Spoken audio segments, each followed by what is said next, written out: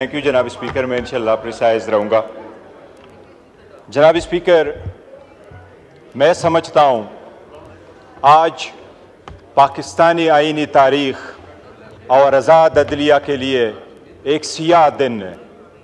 आज जो तरामीम होनी इस आईन में होने जा रही है, ये वो आईन है जिसके इब्तिदाई अल्फाज यही है कि अदलिया आज़ाद होगा, लेकिन इन तरामीम के पास होने के बाद अदलिया को हमेशा के लिए महकूम बनाया जाएगा।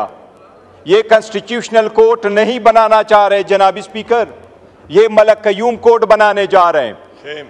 जनाब स्पीकर, आज हुकूमत बेंचेस पे बैठे वाले लोगों ने जिस अंदाज में पाकिस्तान के आज़ाद अदलिया को हुकूमत नुमाइंदगान ने तनकीद का निशाना बनाया है, इतनी तनकीद कभी हिस्ट्री में इन लोगों ने इंडिया, मोदी और कलभूषण यादव पे नहीं की, जिन्होंने अपने आज आज़ाद अदलिया पे की है। जनाब स्पीकर, मैं मियाँ साहब को एक चीज़ रिमाइंड कराऊंगा।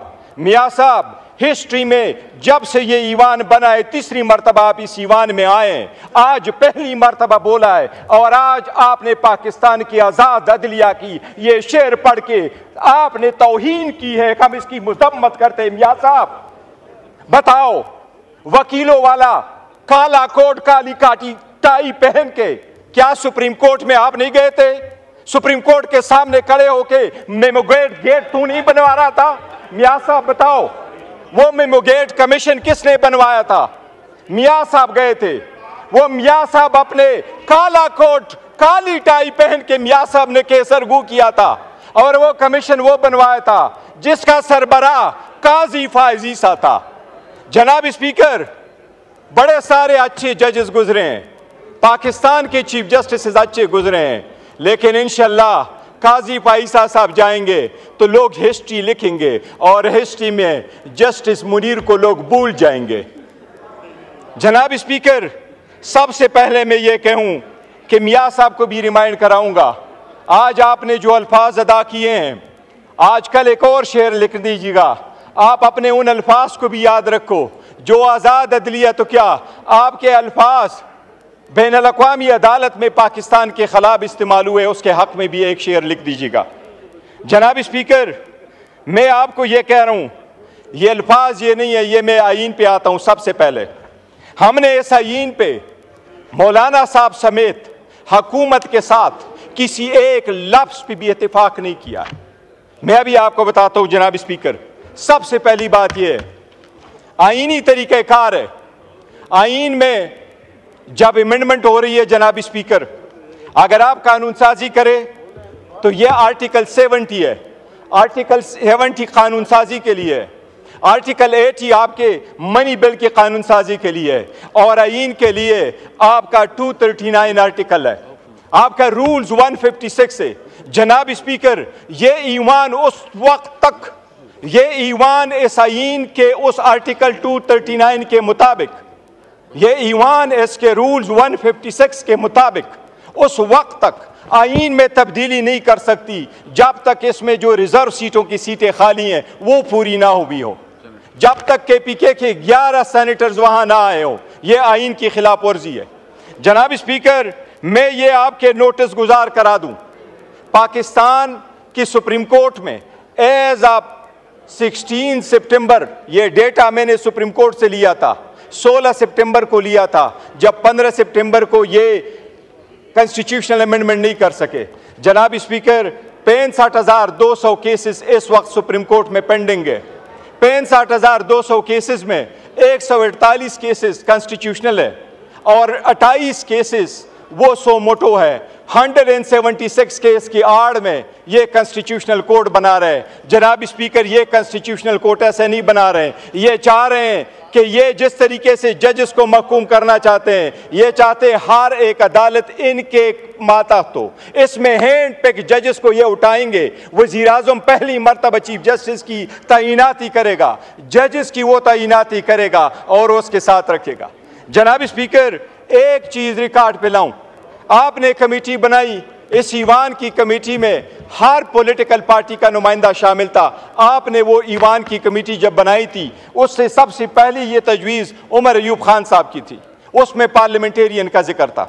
जनाब स्पीकर, 10 प्रोसीडिंग्स हुई है। आपको सिर्फ ये मैं रिकॉर्ड बताता हूँ, आप देख लीजिएगा। ये कानून साजी होते हुए सिर्फ ये नहीं है कि आइन की खिलाफ वर्जी हो रही है, इस ईवान को मिसलीड किया गया। मैं शाह साहब का भी रिमाइंड कराऊंगा, शाह साहब खुर्शीद शाह साहब मर थे, उसके साथ भी धोखा हुआ है, आपने उसका नोटिस लेना है। जब कमेटी बनी, खुर्शीद शाह साहब चेयरमैन हुए, तो मैंने मुखातिब करके खुर्शीद शाह साहब को कहा, मैंने कहा शाह साहब बड़ी जिम्मेदारी है, ये जिम्मेदारी निभा पाओगे? शाह साहब ने जवाब नहीं दिया था। जनाब स्पीकर, ये जब कमेटी में हम आए, सबसे पहला ड्राफ्ट इनकी खुर्शीद शाह साहब की जो कमेटी थी, जिस तरह रोयत हिलाल कमेटी को कभी चांद नजर नहीं आता, खुर्शीद शाह की कमेटी को कभी मुसव्विदा नजर नहीं आता। ये तो अच्छा हुआ मौलाना पापुल जैद थे कि उसने लीक करवाया। जनाब स्पीकर, ये पहला ड्राफ्ट जब लीक हुआ, मैंने वजीर कानून साहब को कहा आपका ड्राफ्ट लीक हुआ है, क्या ये आपका ड्राफ्ट है? उसने एडमिट नहीं किया। सबसे पहला ड्राफ्ट रिकॉर्ड के मुताबिक जनाब स्पीकर 17 तारीख को हमारे पास आया, 56 आर्टिकल पे मुश्तमिल। आखिरी ड्राफ्ट ये आपके मेरे साथ हाथ में जनाब स्पीकर, ये वो ड्राफ्ट है जो मैंने अपने आमिर डोगर से नहीं लिया।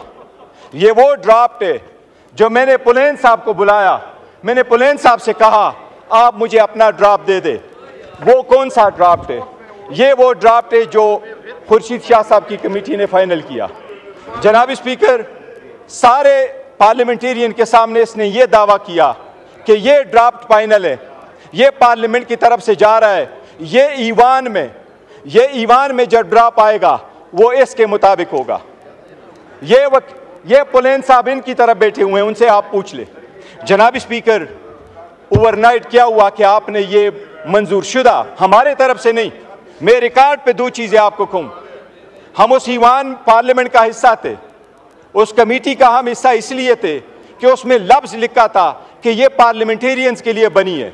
हमने पार्लियामेंटेरियन का इशू उसके अंदर लाया था। हमने इस ईवान में बारहा उनको कहा था कि आपका कोई मैंडेट नहीं है कि आइन के आईनी तरमीम का मुसव्विदा आप तो कर ले। ये हम बारहा लेके आ चुके थे, हम मौलाना साहब के साथ भी थे। मैं रिकॉर्ड पे कहना चाहता हूं जनाब स्पीकर, हमने किसी के साथ इस ड्राफ्ट के एक लफ्ज पे भी इत्तेफाक नहीं किया था, बिकॉज हम समझते थे ये इलेजिटिमेट है, ये इसका प्रोसेस नहीं है। लेकिन जनाब स्पीकर, ये ड्राफ्ट आज आपके सामने वजीर कानून ने रखा, इसको सिर्फ देख ले। ये जो खुर्शीद शाह साहब की कमेटी ने भेजा, इनको कमिट किया, ये फुलेन साहब सामने बैठे हैं कि हमको कहा इसमें से एक लफ्ज नहीं होगा, वो खुर्शीद शाह साहब बैठे हैं कि इसमें से कमी नहीं आएगी।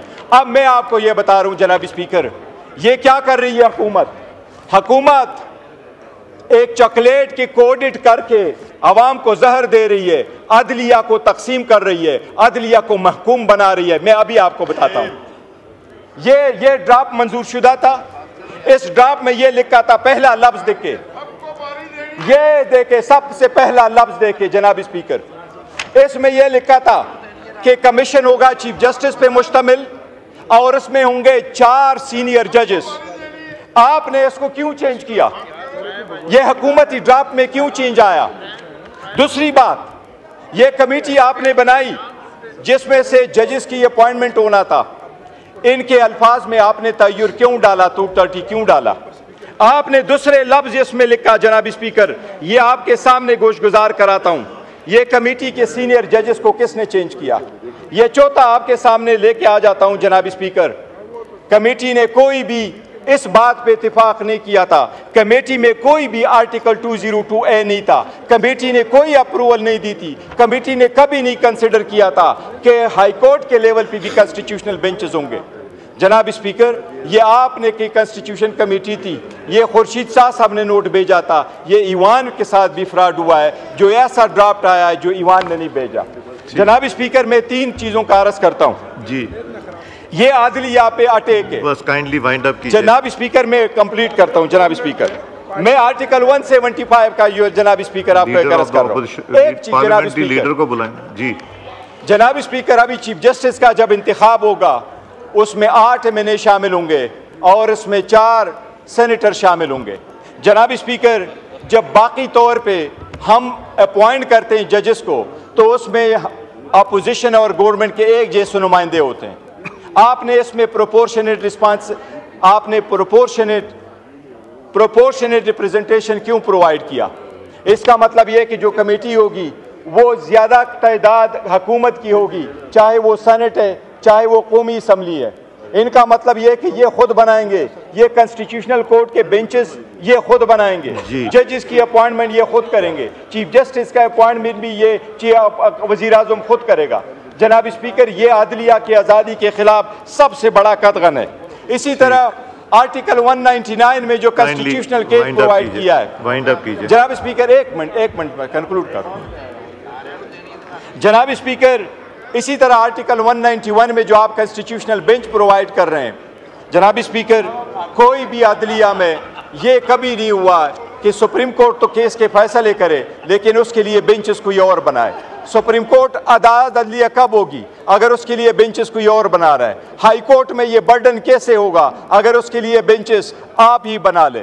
और जजेस आज़ाद कैसे होंगे अगर उसमें से गैर जजेस की तादाद आप ज़्यादा करके कर ले? 18वीं तरमीम इसलिए नहीं ख़त्म हुई थी, इसलिए ख़त्म नहीं हुई थी कि अदलिया ने यह कहा था कि ईवान कानून साजी नहीं कर सकती। अदलिया ने इसलिए ख़त्म किया था कि जजेस की तादाद कम कर दी थी। वो तो 9 मेंबर बेंच पे मुश्तमिल था जिसमें 5 जजेस थे, अभी 4 जजेस थे और 3 नॉन जजेस थे। अभी तो आपने उसमें 5 जजेस और 8 नॉन जजेस कर लिया। जनाब स्पीकर, हम समझते हैं ये सब के सब आज़ाद अदलिया के ख़िलाफ़ इनका एक पहले ये सुप्रीम कोर्ट पे अटैक करते रहे, आज पूरे अदालती निज़ाम पे इन्होंने अटैक किया है। हम समझते हैं ये कानून के खिलाफ वर्जी। जनाब speaker, thank you very much.